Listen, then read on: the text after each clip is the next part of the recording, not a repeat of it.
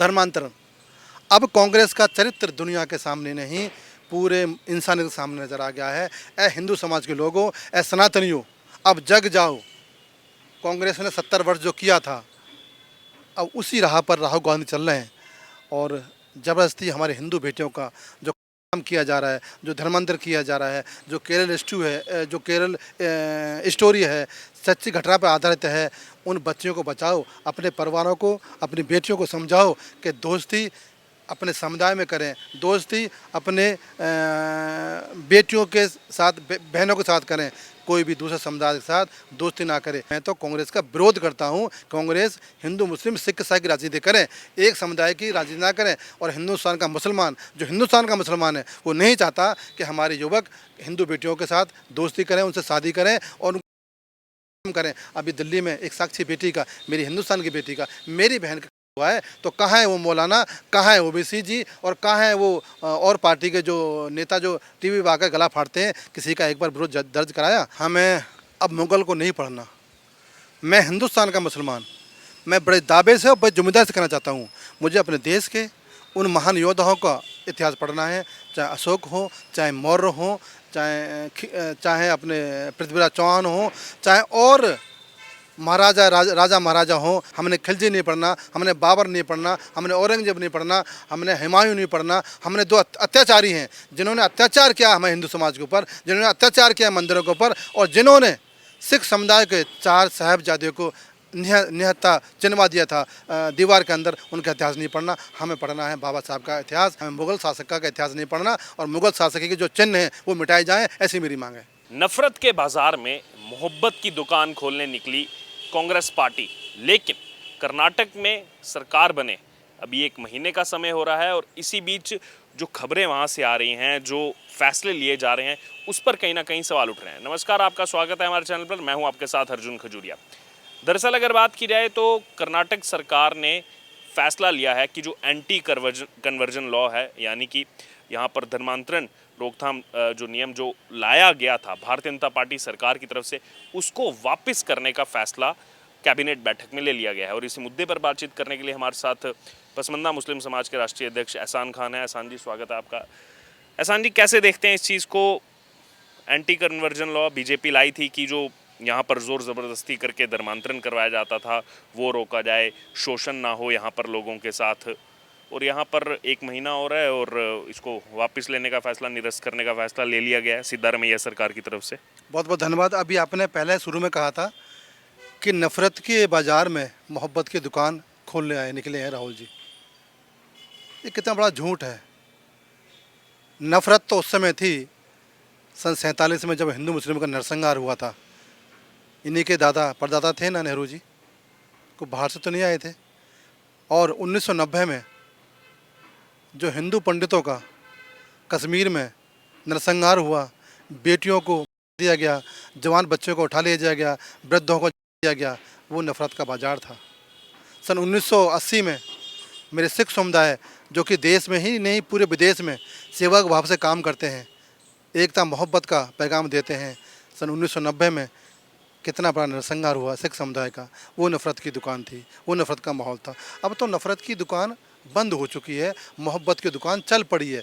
सन 2014 के बाद में मोदी जी ने मोहब्बत की, विकास की, एकता की, और कहीं ना कहीं इस देश के गौरव की गंगा बह चुकी है। और वो गंगा हर प्रदेश में, राज्य में, जन जन तक पहुंच रही है। भूल जाओ राहुल गांधी जी कहना कि मोहब्बत के बाज़ार में अब तो मोदी जी का बाज़ार है। आप कहते हो कि नफ़रत के बाज़ार में, नफ़रत तो आपके दादाजी ने, नफ़रत तो आपके पिताजी ने, नफ़रत तो आपकी दादी जी ने ये कराया था, परंतु अब तो धन्य हो मोदी जी, धन्य हो भाजपा, जिन्होंने ऐसा प्रधान सेवक, जिन्होंने एक हीरा चुनकर इस देश में बैठाया है। और अब मोहब्बत का साथ हिंदू मुस्लिम सिख ईसाई इस देश में अपना वैभव, अपना कारोबार, अपना व्यापार बढ़ाएंगे, और यही मोहब्बत का पैगाम है इस देश के लिए। लेकिन एक बात और कह दूँ, धर्मांतरण। अब कांग्रेस का चरित्र दुनिया के सामने नहीं, पूरे इंसानियत के सामने नजर आ गया है। ए हिंदू समाज के लोगों, ए सनातनियों, अब जग जाओ।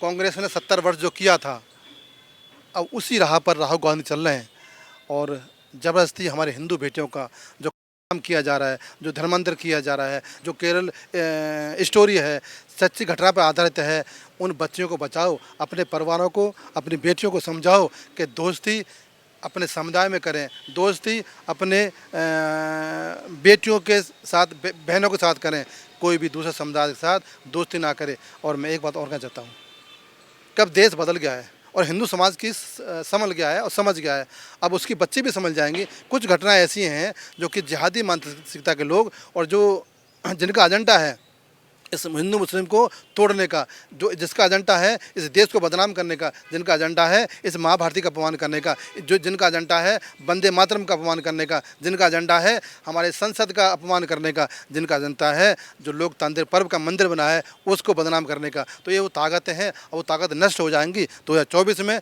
मोदी जी त्योहार आएंगे, जो बच्चों की ताकत है वो नष्ट हो जाएंगी।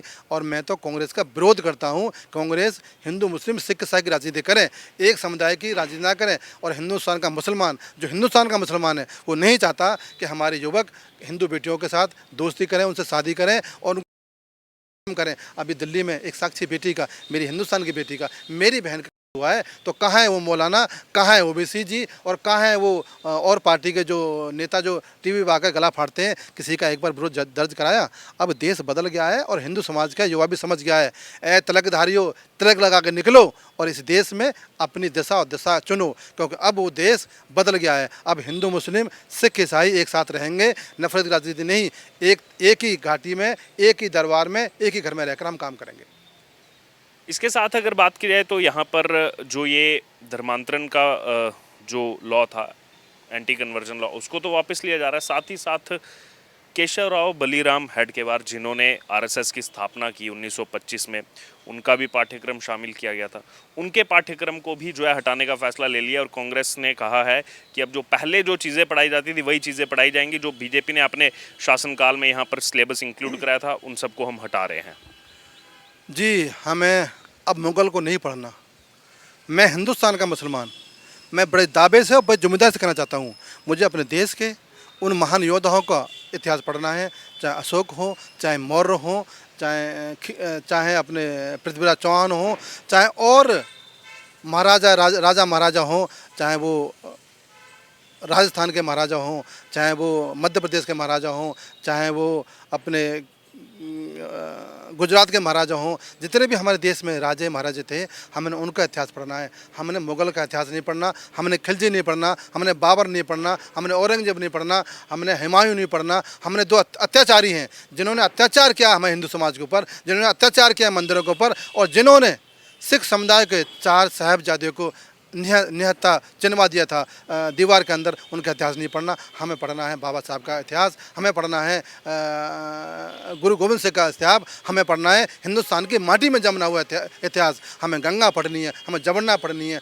हमें वेद पढ़ना है, हमें कुरान पढ़ना है, हमें सब चीज़ पढ़नी है। परंतु हमें इतिहास पढ़ना है तो हिंदुस्तान से निर्मित इतिहास पढ़ना है। झांसी बाई को पढ़ना है, हमें उनके पूरा जीवन काल पढ़ना है। हमें अशोक सम्राट का, जो कि सोने की चिड़िया कहा जाता था, मौर्य साम्राज्य ने जो 10 राजा थे जिन्होंने इस हिंदुस्तान को सोने की चिड़िया बनाया था, हमें उनका इतिहास पढ़ना है। हमें मुग़ल शासक का इतिहास नहीं पढ़ना, और मुग़ल शासक के जो चिन्ह हैं वो मिटाए जाएं, ऐसी मेरी मांग है।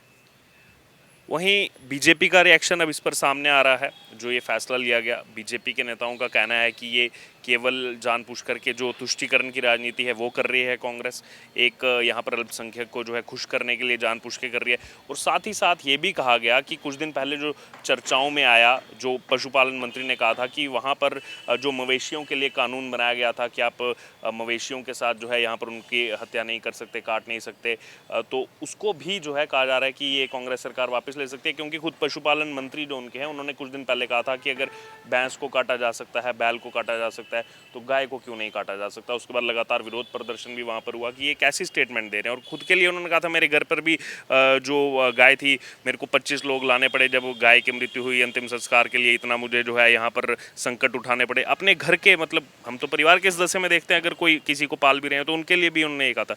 तो क्या लग रहा है ये कैसे, क्या ये जो इन्होंने कहा था कि ये जो मवेशियों का कानून है इसको भी वापस लेंगे, क्या कांग्रेस उस पर भी आगे जाएगी? कांग्रेस कुछ भी कर सकती है, ना तो उनको इस देश से मोहब्बत है, ना इस देश की संस्कृति से मोहब्बत है, और ना ही सनातन से मोहब्बत है।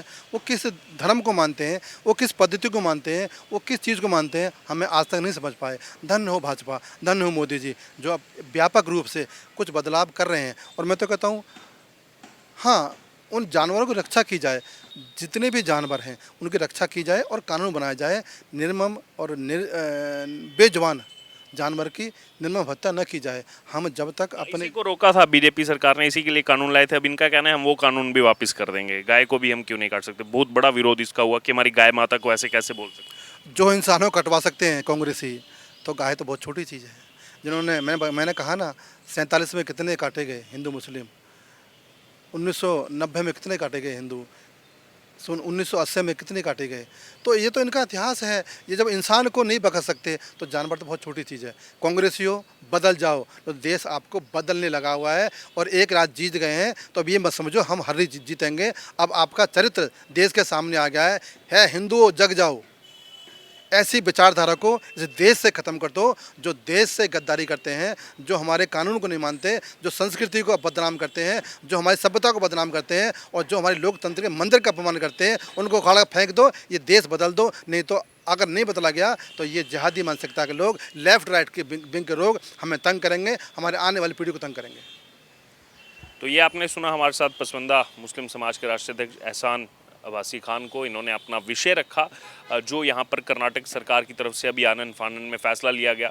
एक तरफ कहा जा रहा है कि पैसा नहीं है हमारे पास यहाँ पर गौशालों को देने के लिए, दूसरी तरफ जो फ्री गारंटी है उसको लेकर के कुछ नहीं है। लेकिन यहाँ पर फैसला आ जाता है कि जो धर्मांतरण का कानून लाया था, एंटी कन्वर्जन लॉ लाया था, उसको रोकने का फैसला इस कर्नाटक सरकार ने ले लिया है।